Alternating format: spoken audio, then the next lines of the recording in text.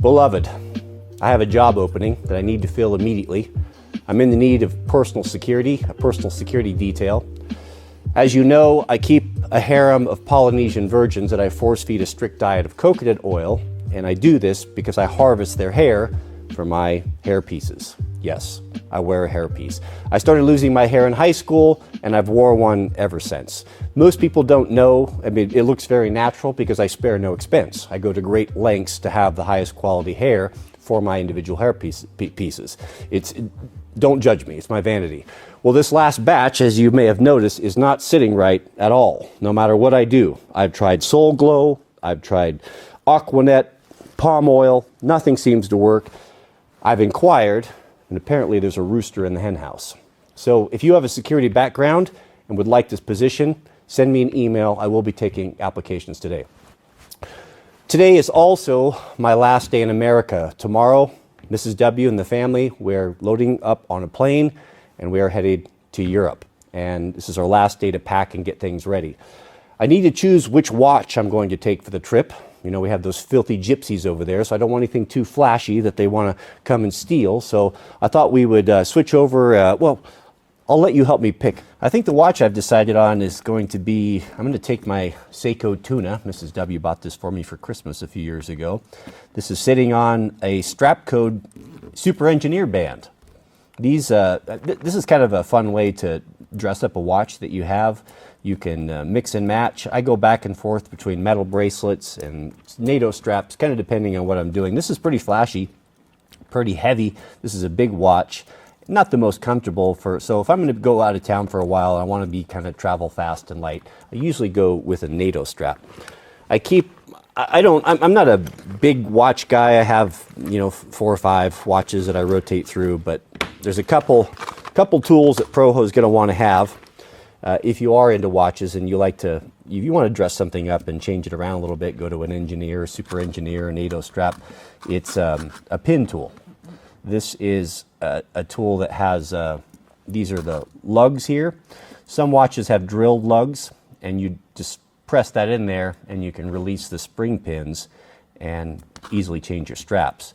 Now, some watches don't have those drilled, and so on the other end of this, it's like a fork, snake, the tongue of a fork, a snake, snake's tongue. And you just reach up underneath there and you compress those clips that way and you can change it. So these are not expensive. They're pretty affordable. You can usually get them for 10, 15 bucks on Amazon. In addition to that, for your watch kit, you're going to want to have a set of these mini screwdrivers because these watch straps are going to have really small screws in them, and these will work loose, especially if you ride especially if you like ride motorcycles. I noticed that really does it. The vibration tends to back those out, and so you have to have those super mini screwdrivers. Some of those things are really small. I've got a collection of NATO straps here. We'll just pull them all out here. We'll figure out together which one we want. I think I have, yeah. Okay, so if you want to try a NATO strap, you need to know the width of your lugs, and they're all different. These are your spring pins. Don't buy cheap spring pins if you have a nice watch. You'll see them like super cheap ones on Amazon, like really insist on high quality ones.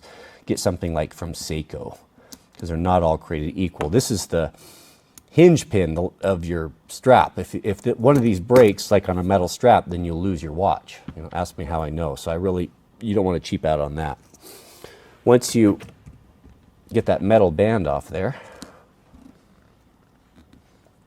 for your NATOs, you just put the spring pins right back in. And this is where that little fork comes in handy. Make sure it's seated. And what's cool about the NATO straps is they're very comfortable. And if you have a big heavy metal watch like this and you're in a cold climate, that's pretty cold to wear, right on your skin. It gives you an insulating layer, and it also gives you a backup system so you'll never lose your watch because it's retained by both pins. Now, when you're ordering a NATO strap, which we'll go over here in a minute, you'll have to measure your lug width. and that's the distance between the lugs on your watch. Now we're going to have to, unfortunately they use the hateful metric system. Why anyone would want to use that, it's so complicated. So I'm going to set that to mm, I'm assuming that stands for millimeters, and you're going to measure these lugs here, across here. And they're going to be like 18, 20, 22. So this one is 21. So this is a just shy. So this is a 22. Just so you know. You can go on forums and find out what you know what's what. So not all of these are the same width. I have different watches. So let's select the ones that are the right width, and then we can decide on which color we want. You get it's. I don't know what it is about these NATO straps, but they're kind of fun. You can have different colors and just change stuff up. If you've had a watch that you've just grown a little tired of, this is a really great way to just breathe some new life into it, make it a little bit fun. I've got a couple watches that have come with rubber straps, but I detest rubber straps because they pull arm hair. I find them really uncomfortable. So for the Seiko Tuna, we will choose, since it's a pretty wide one, this is wide, this is narrow, narrow, narrow. It's narrow. These orange ones they're a little bit dirty. I'm going to roll them out. They don't look very good anymore. This one's pretty dirty too. Some of these are not all that fresh. I'm thinking we'll go with the, which one do you think? The black and gray? This is the classic James Bond style. Yeah, I think so. I think that looks pretty good. One of these two. Are these both the same width? Yep. 22. 22. Yeah, so either one of those will work. So how a NATO, interesting history, this was designed by the British military. They wanted a watch band that would hold the watch securely so you wouldn't lose it. Now you can see if one of those pins were to break, then that comes apart. And if you're not paying attention or you're at near water, your watch is gone. So this was designed so that even if one of those broke, you wouldn't lose your watch. I'll show you how that works. So how you thread them, you see that double strap there? You take the long strap through both pins and then back through this piece right here. Like that. That looks pretty nice. That's a good color with that for that Seiko Tuna. Seiko Tuna it's got a really great, interesting history, but it's probably one of the toughest watches you can get. You can buy these in automatic or quartz, meaning battery. This one is quartz right here. And it has this heavy-duty metal shroud that's actually bolted onto the outside of the watch case and protects it. And it's got a really, one kind of a neat hallmark of the Seiko Tuna is the domed crystal. It's got that convex, is it? Yeah, convex shape, and it just looks really, really cool. Unfortunately, the Seikos, until you get into like the really high end, like the Grand Seikos, they don't typically have sapphire crystal like some watches do. Sapphire crystal is almost as hard as a diamond; it won't scratch. They have a proprietary plastic of some sort. It's really good and tough, but it does scratch. And having that convex, where it sticks up proud like that, this will get beat up. This is a big watch to wear. If you are a mechanic or you work with your hands or pound on stuff, it's not recommended unless you're just going to wear it in your off days.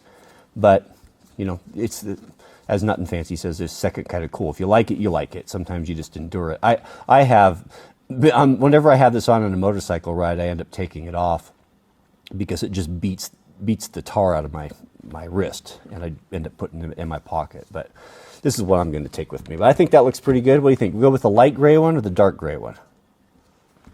Give me your vote here. We'll put the other one on, see what you think.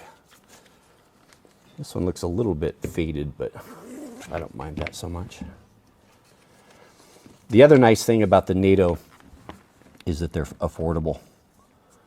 You can get them for around 20 bucks or so. You can have several, have different colors.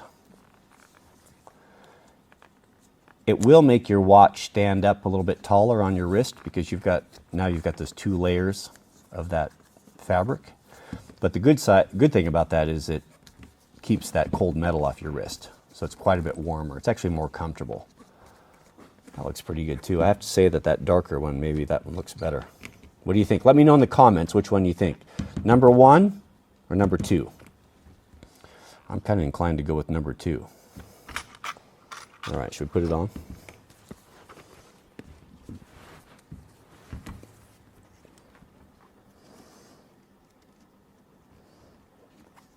I think every man is entitled to have a nice watch once you've gotten yourself out of debt. You've built your fortune.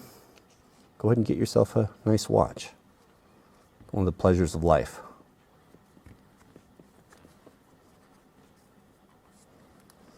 Oh, so there's always a question here. What do you do with a tail? You know, guys are going to have different wrist size. So the correct way to do it is you take the tail and you tuck it back in to itself. And once you do that a few times, it'll kind of get a memory and just stay there. But that's the correct way to wear it right there, the NATO. Very comfortable. Now, you can see here, if one of those pins were to break or come loose, you're never going to lose the watch. You know, it's going to flop, but you're not going to lose it. So that is a really compelling safety feature, especially if you're going to be around water. Okay, let me show you. So let's just imagine that pin comes out, right, or breaks, it comes loose. You're still going to have your watch. It's retained. So very, very good feature for divers or diving. And they break. Even the good ones break.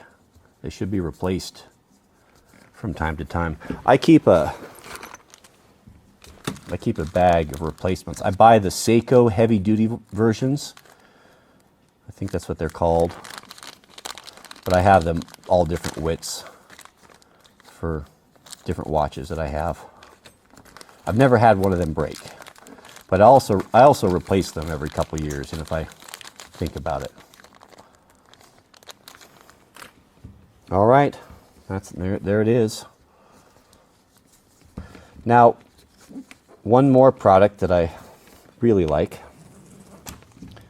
that should add to your kit. So have your little screwdrivers, and your watch tool is this polishing compound right here, the Cape Cod. It's one of my favorite products in the whole world. It's a miracle product. And it will, if you've got a watch that you've wore for some time or it's been beat up, man, just a few passes on this and it's incredible the polish you can get. It smells like strawberries. It smells even better than Ballistol. But you see how that's pink? It's got that really, it's super, super fine, this polishing compound. And look at the black. I don't know how it does it, but after you polish a little bit, you can actually see little flakes of metal on there. And anything that you have, a belt buckle, brass, anything like that. But it just puts a mirror image in no time. It takes very little effort. Look at the black there. Look at that. This watch is clean. That's not dirt.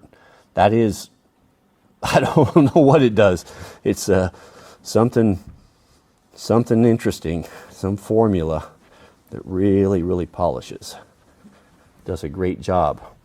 I would buy it in the tin. You get a lifetime supply in there. If you keep the lid on it, it will stay fresh.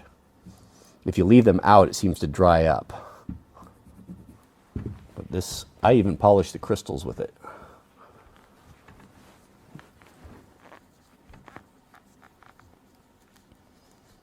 That's really all it takes. Really not much more than that. Gold, brass, silver, anything. Look at the shine on that bezel. Super skookum right there. Even comes with a really nice microfiber cloth if you get that tin. That seems to do a nice job of finishing it off. Just wait till you see the shine on this. Very nice. Look at that. I don't know if it's going to come through, but I can tell you that looks significantly better, brighter, fresher. It's a really cool watch. I really like this watch. Definitely one of my favorites.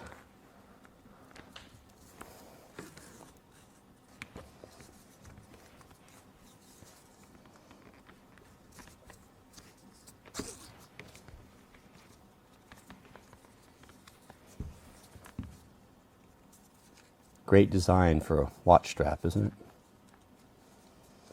Did I mention this? I think this is the classic James Bond. I think this is the James Bond. I think this Sean Connery wore this NATO strap.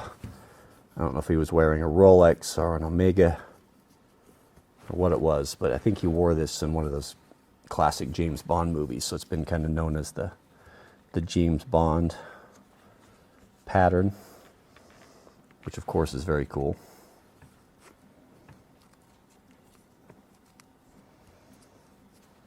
There you go.